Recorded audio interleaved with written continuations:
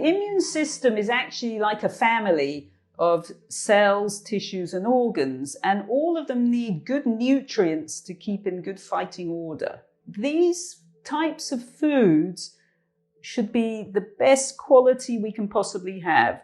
That's fresh, that comes straight from the fields rather than being processed in a factory. There are certain foods that help to strengthen the immune, and these are also what we call anti-inflammatory. There are some foods that also suppress the immune, which we'll talk about in a minute.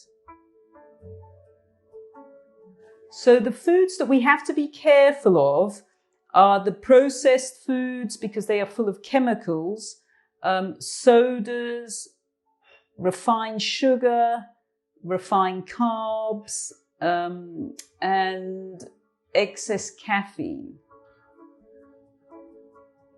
On the other side, there are foods that really help to nourish the immune. These are plant-based foods.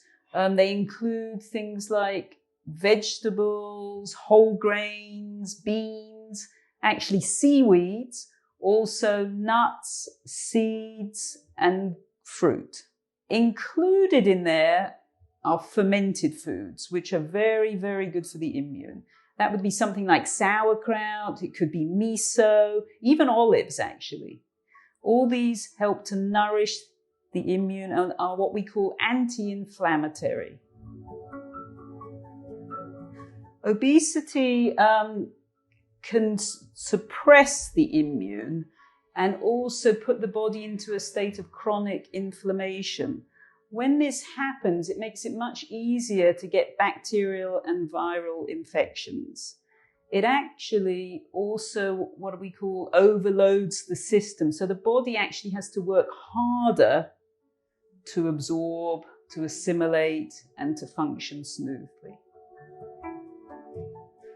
Very simply, our diet, overuse of antibiotics, stress, and actually age can affect our digestive microbiome.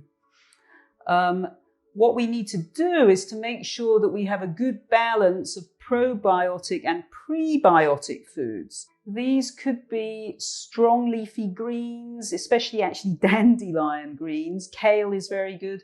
Also, interestingly enough, onions, garlic, leeks, apples, and oats, all very good for the system.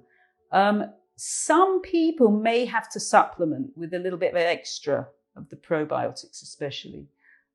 When we get older, that can be important.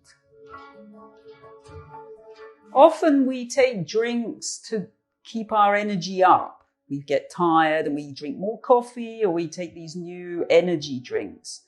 The problem for the immune is that when you take a drink like this, it actually releases stress hormones into the system.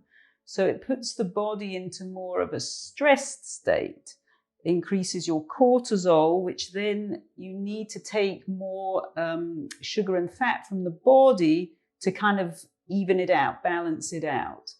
When we're in a stress state, we're obviously not relaxed and we're not able to enjoy and, assimilate all the nutrients we need. So then the immune has to start working harder.